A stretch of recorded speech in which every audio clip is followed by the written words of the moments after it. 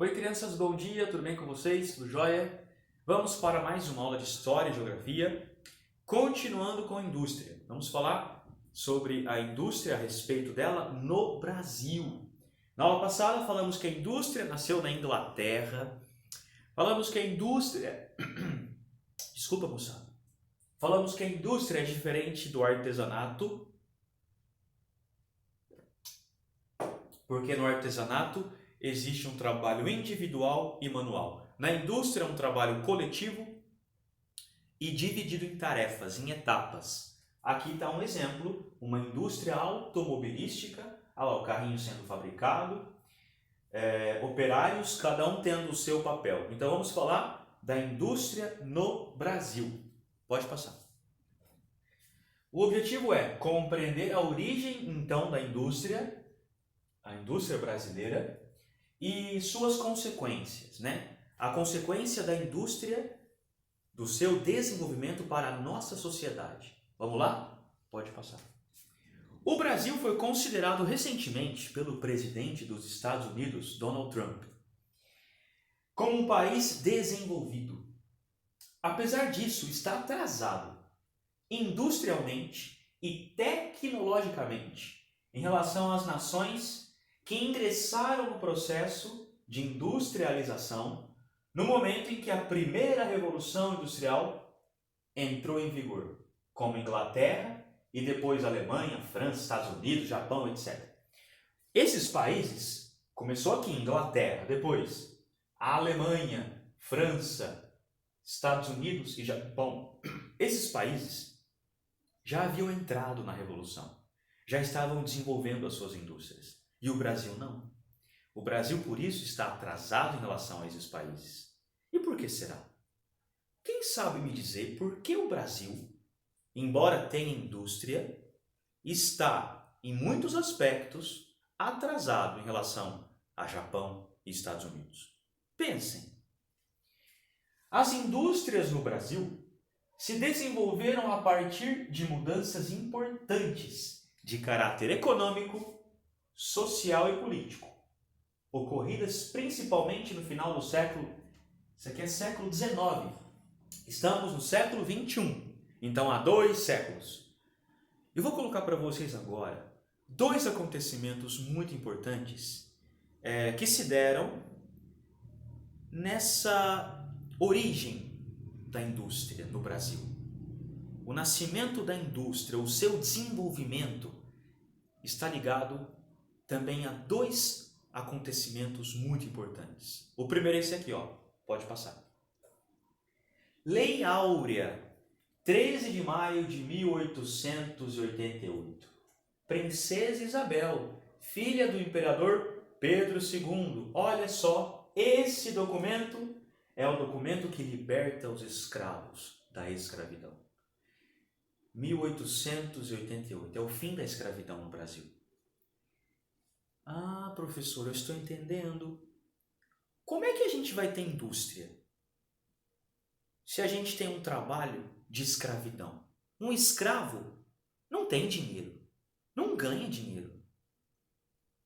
E um trabalhador, ele recebe o seu salário, por isso ele é assalariado, e compra os produtos das indústrias. Um escravo não tem condição de comprar nada. Estão compreendendo porque o Brasil ainda está um pouco atrasado em relação a outros países? Exatamente. A escravidão no Brasil atrapalhou tudo. Mas não só a nossa economia. A escravidão foi um pecado contra os negros africanos. Não só contra os negros, contra os índios também. Tudo bem? Pode passar. Outro acontecimento ligado à origem ou ao seu desenvolvimento, né, a indústria, é a Proclamação da República, 1889. Vocês vão ver que com a Proclamação da República,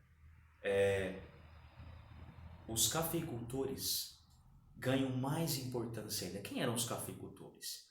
Os donos de cafezais, lavouras de café. A nossa indústria também está relacionada com o dinheiro que veio das lavouras de café principalmente aqui no nosso estado de São Paulo. Orlândia, por exemplo, é uma cidade que nasce por causa do café. Pode passar. Bom, então, resumindo, vários fatores contribuíram para o processo de industrialização no Brasil. Processo de industrialização significa nascimento da indústria no Brasil. A exportação de café gerou lucros que permitiram o investimento na indústria. Os imigrantes estrangeiros traziam consigo as técnicas de fabricação de diversos produtos. Quem é que vai trabalhar no lugar dos escravos que estão sendo libertados? Quem? Os imigrantes italianos, por exemplo, depois japoneses. Os imigrantes serão a mão de obra e vão receber um salário, só que um salário muito pequeno. Os imigrantes europeus também serão explorados. Bom, mas de qualquer forma, esses são alguns dos fatores que contribuíram com a nossa indústria. O café, a exportação de café, que acumula dinheiro, aí esse dinheiro é investido na produção de fábricas e indústrias. Depois, os imigrantes que vão trabalhar, a formação de uma classe média urbana consumidora estimulou a criação de indústrias. E a dificuldade de importação de produtos industrializados durante a Primeira Guerra Mundial. A dificuldade de importação. O Brasil, como não tinha indústria, tinha que comprar de fora produtos industrializados. Muitos deles comprados junto aos Estados Unidos, pelos Estados Unidos. E agora? A Primeira Guerra Mundial, um conflito que durou 4 anos, obrigou o nosso país a desenvolver as suas fábricas, porque não podia comprar de ninguém. Boa parte dos países, principalmente Estados Unidos, estava em guerra. Então o Brasil foi obrigado a se desenvolver, tá bom? No setor da indústria. Pode passar. Agora, onde se localizam as indústrias? Quem sabe? Boa parte delas. Pode passar. Geralmente elas se localizam onde há disponibilidade de energia, boa rede de transportes e comunicações, trabalhadores especializados. Eu vou mostrar uma foto para vocês que vocês vão entender. Precisamos de energia, de transporte, comunicação e trabalhadores. Olha só. Aqui é o Parque Industrial de Arapongas, no Paraná. Olha só a indústria, né? Um parque industrial, tem outras empresas aqui envolvidas, mas olha só a rodovia como está próxima. Fica fácil para o transporte. Chega matéria-prima, sai o produto industrializado e vai ser vendido para as lojas. Tudo bem? Então, por essas razões, as indústrias se concentram principalmente nas áreas urbanas, nas cidades, tá bom? Pelo acesso, por exemplo, de uma rodovia, transportes e comunicação.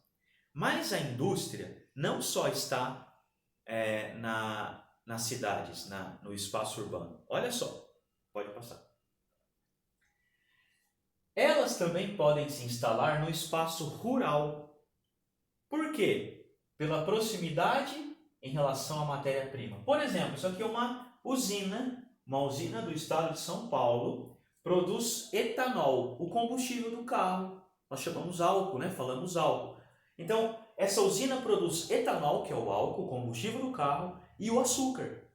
E está no meio rural. Por quê? Proximidade em relação à matéria-prima.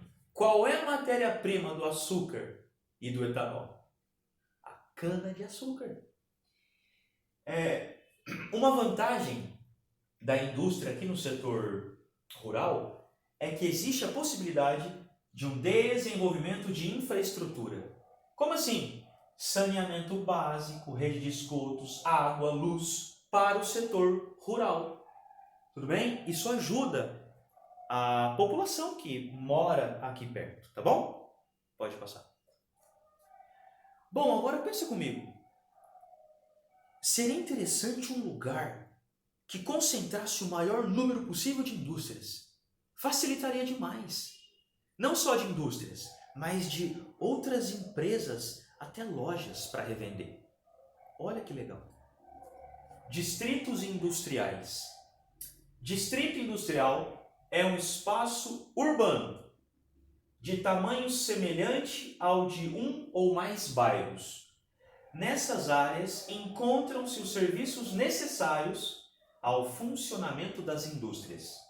Alguns distritos chegam a ter o tamanho de uma regional ou de uma região administrativa.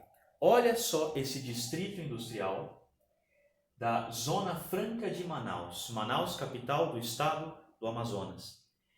Esse parque industrial produz eletroeletrônicos como TVs e também motocicletas, motos. Olha que coisa bacana. Um distrito industrial, junto um punhado de indústria, outras empresas, para facilitar, inclusive, o escoamento da produção. Pode passar. Agora, olha uma consequência da indústria na nossa sociedade. Olha só. A indústria atrai a população do campo. Quem mora no campo vem para a cidade para tentar a vida na cidade. Vai trabalhar onde? Nas fábricas, nas indústrias. À medida que a indústria se desenvolvia no Brasil, cresciam também atividades comerciais e prestação de serviços, que é o que vamos ver na próxima aula, o setor terciário, prestação de serviço e comércio. Lembra que a indústria está no setor secundário. Com a indústria, acontece a concentração dessas atividades nas cidades, o que atrai muitas pessoas que moravam no campo. As pessoas que moravam no campo foram para as cidades tentar a vida nas indústrias, nas fábricas. Olha só esse gráfico. Esse gráfico tem uma linha aqui na horizontal que representa as décadas de 70, 80 e 90. E essa linha vertical mostra a população.